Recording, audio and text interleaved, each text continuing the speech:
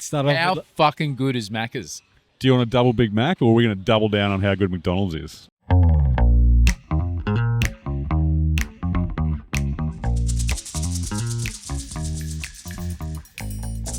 Hello, TK. Hey, How are you? well, you? Excellent. That's what? Why can't I hear you? Because your microphone's an hour away from your face. Yeah. I spilled my wine. There we go. Hello, TK. Hello, Pete. There we Is that go. better? Oh, gravelly. How are you, mate? Doing good. You? Great. It's away. What's news? I want to talk about McDonald's again. Didn't that little episode go bunter? So, for those that don't know, again, is that a few weeks ago we released an episode where I think for about 8 seconds I said something about McDonald's in terms of it used to be. I'll qualify that now. Certainly when I used to do a lot of hiring, which I did do quite some time ago, that I would, and the words I used were, I would always put someone that had a McDonald's or one of the fast food chains on their resume, probably a little bit further up the pile. I think I said I'd put it on top of the pile. Now, that seemed to light a fire under anyone that has ever been through a drive-thru, anyone that's ever had a McMuffin, anyone that's had kids that have worked at McDonald's. There was even a comment about two fat guys talking about two McDonald's. fat blokes talking about McDonald's. I did one of the couple of the comments had to be just censored a little bit. The one about my mother probably took it a little bit too far. I did think it was funny. Don't get me wrong.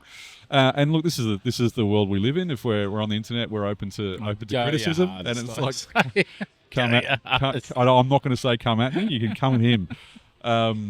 And I suppose what I want to do is give it some reference and give it some framework, because it wasn't the actual podcast. Trying to be controversial. No. And that's what someone stand behind what I said. That. They're like, you're just trying to say shit for the sake of I've seen that one. You see that? Yeah. It's like you're just trying to do something controversial for the sake of the podcast, and now it's bitten you on the ass. I'm like, why? I don't read them. Oh, It came on any direct message, absolutely. But if you're going to jump on there and just randomly throw shit at, like go. It was funny, but I said openly that purely the recruitment process that Aiden went through was fucking unbelievable, right, and it that was your experience with it. I do not eat McDonald's. I find it disgusting, but fuck, you can't mistake how successful they are. But what I can't get over is how much everyone thought they needed to weigh in. Oh my god! And it's great. I fucking love it. That's the whole point of doing this kind of stuff. It's like, let's open up the conversation. Have a view. And talk it. And that's exactly right. Like, and the opinions, it was really interesting because it was kind of 50-50. People going, yeah, I worked there. It was awesome.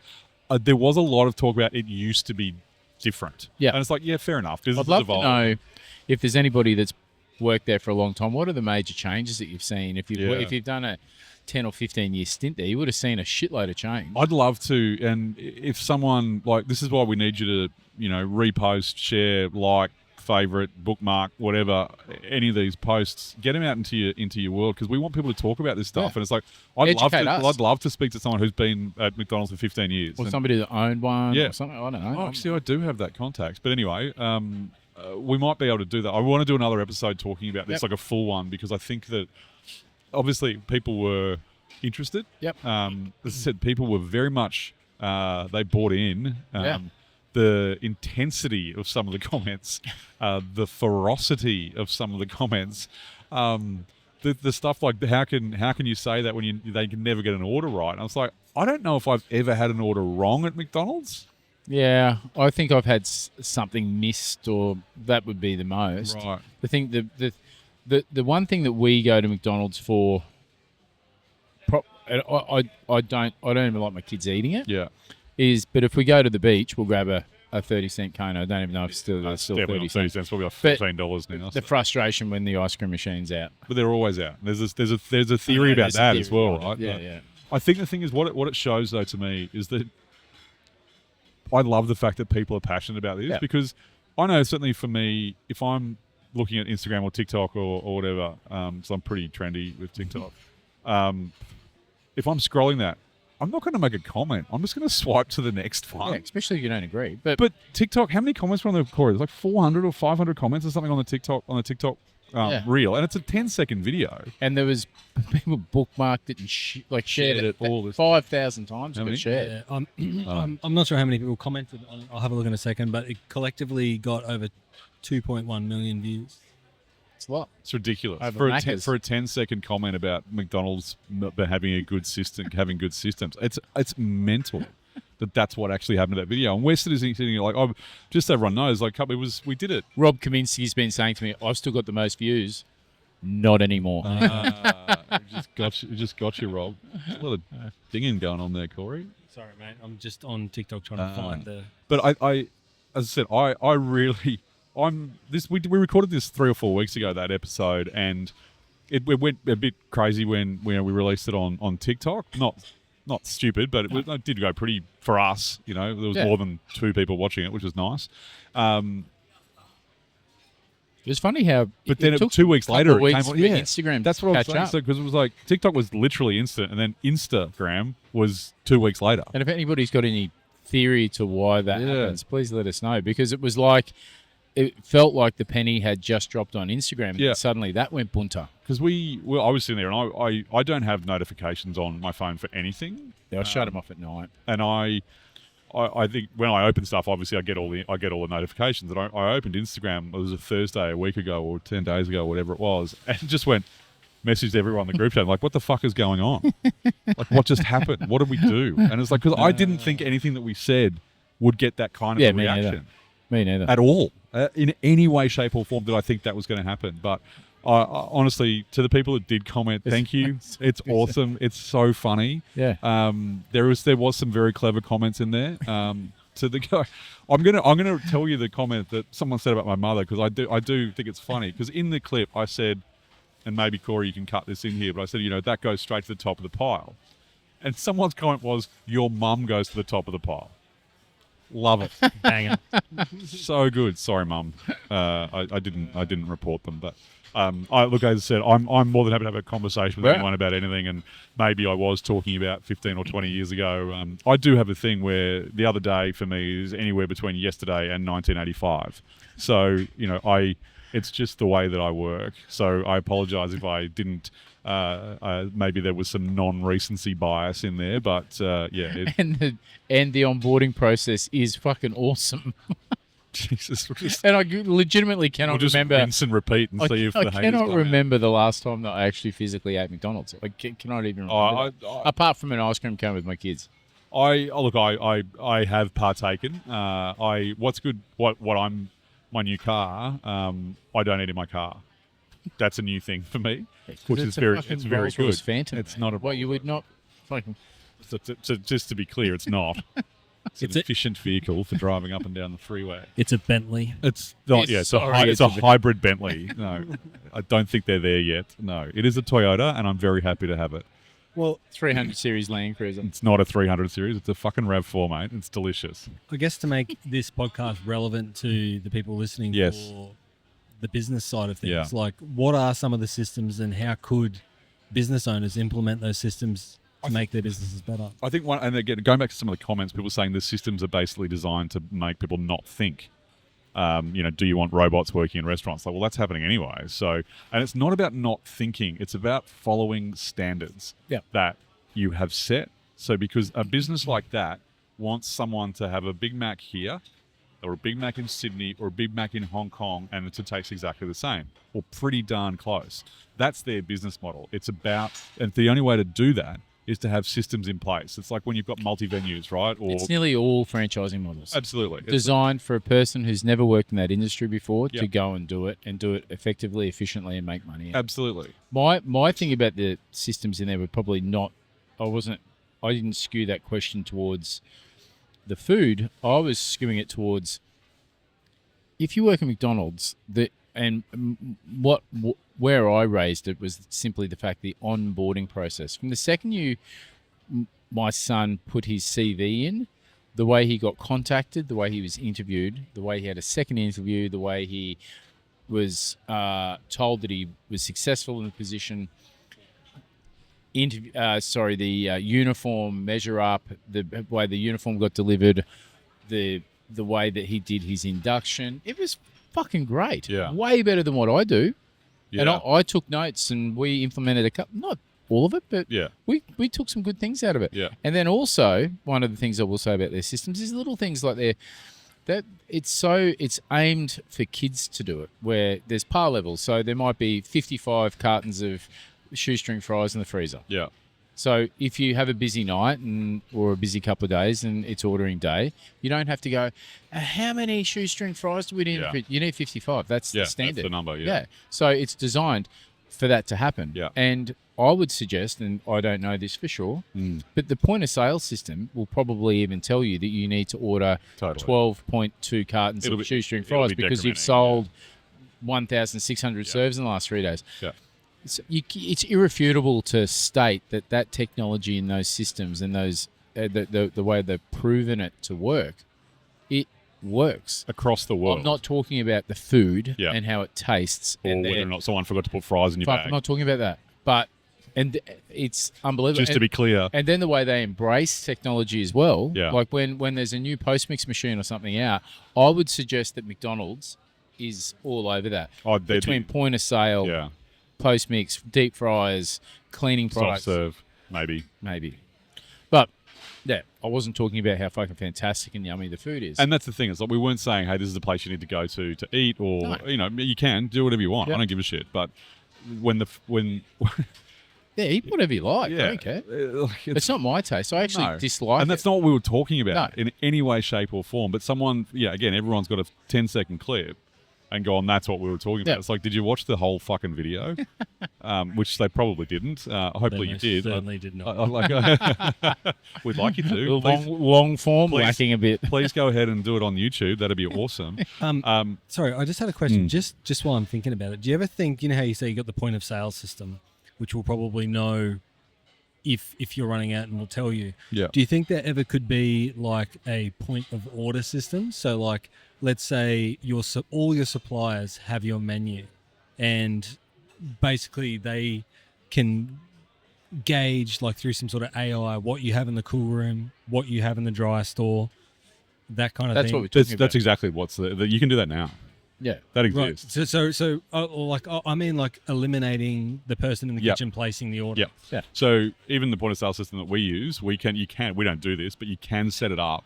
So we use it for stock control. So basically, we're counting, and it decrements. We put invoices in, same as we did here. So you basically know what you're meant to have. You do your variance reports every week. You know if you've lost stock, something's been broken, something's been wasted, whatever. But you can set that up. So when the system sees it gets below the par level, it will it'll send an email directly to the supplier with the balance to get you up to that par level again. Yeah, right. So that's actually been around for quite some time. When we designed and launched our very first franchise model, which was a burger restaurant, we had our point of sale system. We used it so we could see from the back end exactly how many, say, beef burgers, chicken burgers, fish burgers that if you were the franchisee that you have sold. Then you could see that. We could see that because the point of sale was connected to ours. Yeah. But then we would go. I would then look at that and then look at your ordering because we had a list of approved suppliers, which we've negotiated price on, so we had more muscle and you get a better product cheaper. And then we'd go, hang on, you've sold 1,000 beef burgers that have got 80 grams of beef patty per burger, but you've only ordered 25 kilos of So there's 55 kilos of beef missing somewhere. Yeah. And then you'd figure out very soon that they've gone to Coles and brought 3-star meat and made their burger patties out of it because it was $2 a kilo cheaper, thinking that they're doing the right thing. But then the very next thing they do is complain because they're quiet. Yeah. But they've changed the quality. Because your beef burger's shit now. Yeah. It seemed like it was such a common thing in franchising. When you first open, everyone's in love. Yeah. But then you start to hate the franchisor because you get a clip of the top line ticket. Time, So then you try and cut costs and cut corners rather than keep your quality there. Yeah. And so we use that back end. That's more money in your pocket. Yeah. Well, or their pockets. Yeah, it wasn't from a franchisor. We weren't getting a clip of that ticket. Well, I'm sure that there's a lot of franchise businesses that get a clip all the way through, but that wasn't our model. Yeah. We just wanted to make sure that when you serve that beef burger, it was delicious. So we put so much time, effort, energy, and research into getting the best beef for that burger, just for fucking old Bobby to run down the street to their local IGA Coles and buy the shittest meat possible because it's $2 a kilo cheaper. Then that notoriously they would complain that they're quiet, or franchisees would start pouring craft beer because it's trendy, which that's fine, but then they'd wonder why their beverage costs would go bunter. Yeah. And they go, we're not making any money. I'm like, well, why are you selling that? Yeah, you got a keg there for $400. And our model was $10 beers. Yeah. And you can't sell that beer for $10 in a schooner. No. You need to sell it for 18. Unless you're selling it in the shot glass. Yeah. So I don't know. It's funny. The point that technology, and I haven't looked at it for a long time. I reckon it's the improvements that's made since I dug into it would be immense. Yeah, absolutely. But I think I just really want to make this point very clear. It's not about taking away the ability for people to think. No. It's just giving them a roadmap to provide a certain product in a certain way in a certain amount of time. Yep. That's all it is. We all have that in our jobs. Generally speaking, you're going to have at some point in time, someone tells you how to do something, and that's the way you got to do it. Yep. It's not about trying to build kids that have no ability for free thinking. No, but it's a 15-year-old doesn't know how many burger patties to order. Tie their own fucking shoes. I remember when I worked on the cruise ships, my very first US port night, I needed to order eggs, and they ordered eggs by the 1,000 dozen, and there was no par levels. There was no. It was a fucking guess. If you get that wrong, and you're at sea and you got with thousands of no scrambles. Oh my god! Could you imagine? No, I don't want to imagine that. So I'm sure that's a nightmare. That's something that I would wake up in the middle of the night sweating about. We nearly run out of rice once, and that was really bad because a lot of our engineers were Asian, and they eat rice 3 times a day. And I thought, if this goes down, there'll be mutiny. Yeah, honestly, they will turn the boat around. It was not even fucking funny. It was like that. It was panic stations. I was on a ship recently, and they had tap beers, and I was like, I'll just get one of those. And they're like, oh no, we're out of that. I was like, oh okay, well what's there? And I was like, we'll have this instead. And it's like, okay. And I said, they said, it'll be back tomorrow. We're in the middle of the ocean. Clearly they didn't want to go down the Someone didn't go to the stores. So I was like, that's interesting. Fuckers, lazy bastard. No, but it's just like, I was like, what, are we going to the shop? What are you talking about? You can't just going to swing past Tahiti and pick up a couple of kegs. We weren't stopping. But it's fascinating. The way the cruise ship industry works, and excuse me if you already know, but when they're loading the stores in the ship, the guys on the bridge are watching where they're loading them, and they're on the microphone, so they make sure it's all... Yeah, because all of that is below waterline. Yeah. The bottom of the cruise ship is just a maze of fucking cold rooms and forklifts. Right. And I work for Disney, which is one of the smaller ships out there. Yeah. Some of these ships now... Some of those carnival things. They're like a fucking... 10,000 people, and it's just like, what are we doing? It's like... I watched started to watch a documentary about the world's largest buffet or something like that. And you're watching these things, and it's like, and I think the ship we were on was a couple of thousand people or whatever, and even that, I'm like, there's a lot of fuckers here. I remember the food safety on board the ship was so imperative because this is how they got this. So my first week, we got dragged through the coals because a couple of months before, there was a young guy who didn't treat the little, those beautiful little venomai prawns that you get from Thailand, those putrid little things. Beautiful. I was going to say, you're talking about those little tongue in cheek. Can't wait for those fucking comments. Generally in fried rice, that kind of thing. They put them in particular in America. They put them through salads and you can imagine the salad buffet on a cruise ship in the Caribbean. They're literally 3,000 people go through it, right? So you're making a salad. You're making 250 kilos of this salad. That's ridiculous. So it's hard to comprehend. So they defrosted these prawns and they didn't do it correctly. And it'd been at a temperature for a while. 3,000 people go through. 800 people get sick. Food poisoning. Medivac. Salmonella. Oh. Yuck. Mate. And wait, this is on your... You were on? No, this was a couple of weeks before I got on. Thankfully. But can you imagine... Most people this is the US Disney, so based in Miami or Cape Canaveral. Most people have either flown to America, stayed at the Disney theme park, then gone on the cruise ship, then back to the theme park, then fly home. Right. You're not just refunding the cruise. You're doing the whole thing. Then there's people that go to LA, do Disneyland, then go to Disney World, then go on the cruise ship. Like, Disney, it was catastrophic. Disney's like the people are kind of. It's like a cult. Oh my God! I'm sorry. I'm don't fucking put that as a thing. Jesus Christ! Fuck! What have I just done? But what I mean by that is that there is people like adult people that love Disney. Like they're at Disneyland every weekend or more, and it's like, what are we? Michael Kelly, my oldest son, his wife, her mum is that person. Really? She works at Dreamworld, and she is absolutely everything about Disney. She is all over it. Really? As a grown woman. Yeah. Fuck, mate. She is. You speak about Disney to her, and it's like her eyes light up. Yeah. Wow. It's crazy. But there's a lot of people out there like that. Yeah. There's a lot. And I guarantee once we say this, someone's going to come and go, they're a bunch of... Well, with this, going back to my point with the cruise ship, so you make a salad and you fuck it up dangerously, and 3,000 people go through the buffet, you make a lot of people sick very, very, very quickly. What I'm more concerned with is over 20% of people had that salad. Yeah. With those stupid little bloody prawns in it. But then, so this is my point.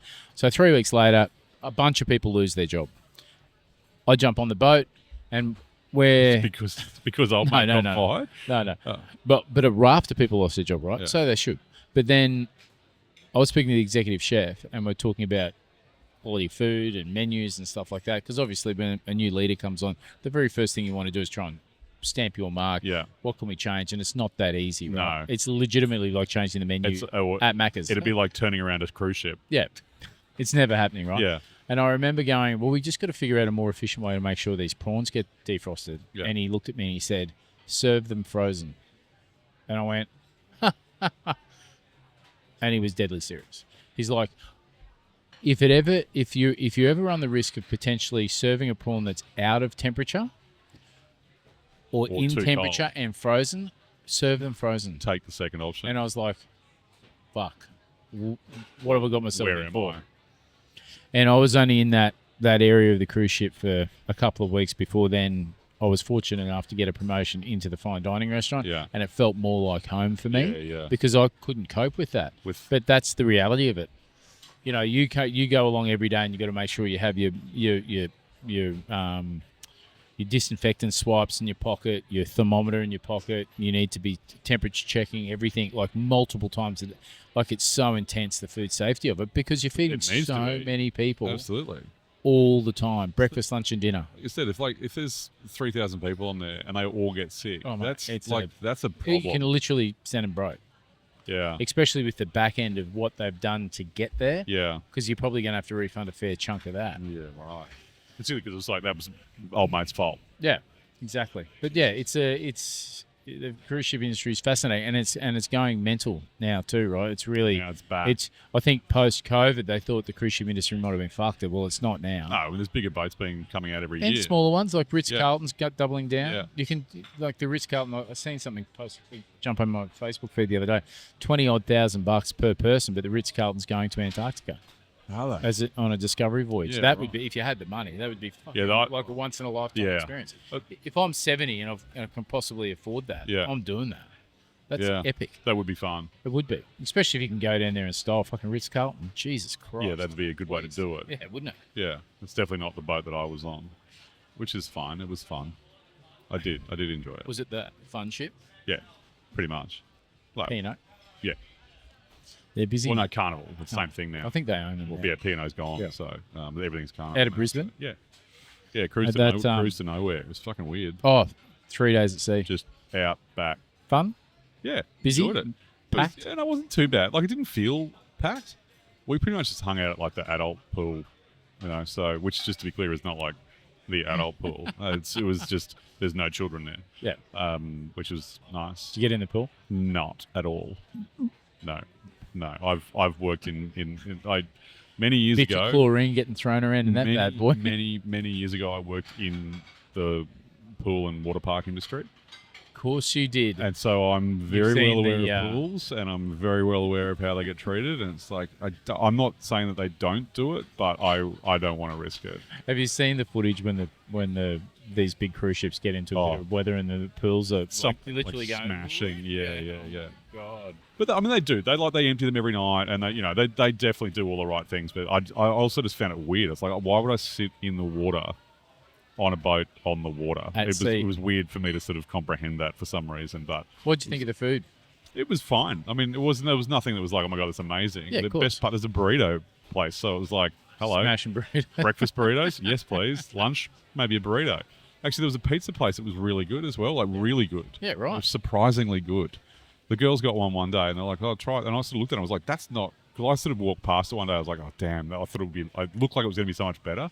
And I saw one of the pieces, I was like, And then the next day, the girls got one, and I was like, holy smokes. And like, this is delicious. So it's really good dough, actually. But it's good. Yeah, no, it was good. It was good. Just a break, you know what I mean? It's a reasonably affordable holiday. It was cheap. And a family holiday on the cruise ships, great value. Yeah, absolutely. And it was just like I said, the phone was off, and you just have a good time and think about ways to annoy people on the internet by talking about McDonald's. But that's not what happened. All right, should we wrap it up? I think really for me, at the end of the day, I'm just trying to sort of put a bow on this McDonald's stuff, because it's like I kind of stand by what I said. Oh, mate, people that have worked, it doesn't have to be McDonald's. It could be anywhere that's got systems in place. I like seeing that, because it means that people know it's not about taking away their ability to choose anything at all. Counter that, like, well, not even counter that, like just adding to that, like systems I feel in place help free up like creative thinking, because if they can come in and not have to think about what they're doing at work, because they don't want to be there. They're a teenager. Like, they do not want to. They want the money, though. They want the money. They want the end result. Yeah. They don't want to. Systems are the foundation for every fucking business. Systems are like, they're critical. Try and get through life without systems. I saw a video today of a plane, like light plane going to land, and it's like, this is why. It didn't say systems, it said checklist. Same thing. This is why checklists are important. This dude was landing. He didn't have his landing gear down. So he gets to about 6 inches from the runway. Whoops. Clearly realizes, and then just goes, shit. And then boom. Familiarity breeds contempt. You got to have systems that just... Yeah, you need it. And that's the thing. You want it to be that if someone comes in on the first day, they can do that. Or we still have a checklist in that kitchen there whenever we shut. Yeah. You pick up, all the chefs pick up the list as they're walking out the door and just go, have I done all those things? Yeah, I think there's about 8 or 10 things on there. Turn the gas off. Absolutely. Check it doesn't the need to be cold room. much. Make sure the cheese is wrapped. Yeah. Everything labelled and dated. Is the back door locked? Is the wine store door locked? Exactly. And that's the thing. Even if you've done it 800 times, just read it. Check. It takes 2 seconds. Yep. It's not going to hurt. And then you know it's done. You don't have to go home and go, fuck, did I lock that door? Often one chef will read it out, and all the chefs will go, yep. But sometimes you see it, and they're saying yes because they just want to go home, rather than going, we fucking did that. But mate, the systems are critically important. I agree, and that's kind of where we're at, right? It's systems don't mean robotic. I think it doesn't mean it's just structure. It's structure, which everything needs. Every business needs it. Like even life, life. Even just packing for this podcast. Like when I'm leaving my garage. Like, I've got a checklist of everything that needs to be in my van. Because people can't see the stuff that goes on behind the scenes here. And Corey, just to pump your tyres up for a second, you do an incredible job with this and, like, all this shit. There's a lot going on here that people don't see. It's fishing for. No. But, it's an hour here before, an hour after. Yeah. I mean, we help him, obviously, every week. Yeah. Without us. They help me every I don't even know how to screw these fucking things on. You nearly broke that one last time. I offer every week, not every week. Anyway. As you're walking out the door. As I've got my backpack on and I'm leaving. Do you want anything? I totally agree that systems are life. Yeah, 100%. And recognise the good systems. We're not talking about the food. That's the caveat. Good point. Or the service. I was talking about the food with the pizza, but because they're young. Yeah, that's maybe... Fuck off. It's delicious. What are you talking about? Thin and crispy pizza. Remember we did that one? Oh yeah. And you had psycho pizza. I enjoy venom my fucking toilet prawns on your pizza. I enjoy thin and crispy, deep pan. I love pizza. I just love pizza. Little marinara, just without green lit mussels. Pineapple.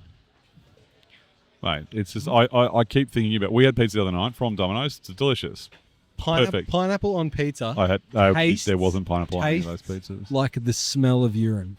Oh, Jesus Christ. Yeah. What the fuck are you You got some drinking? rank piss going on you, Have. What are you talking about? Tastes like the smell Oh, of Jesus. piss. Well, when it's cooked, that's all I can smell. Legitimately. You might need to get your nose checked out. Mate, I got a nice big schnoz. It's fine. I can smell through time over here. All right, let's call it. Thank you for that. Peace out, McDonald's lovers. Let's see you in the drive-thru. I'm not sure we said enough controversial stuff on this. No, there'll be enough. There'll be I enough. fucking did. Just don't pull that comment out and use that one. The Disney one? Yeah, the Disney one's probably not going to be great. Let's not call that a cult. I'll get killed for that.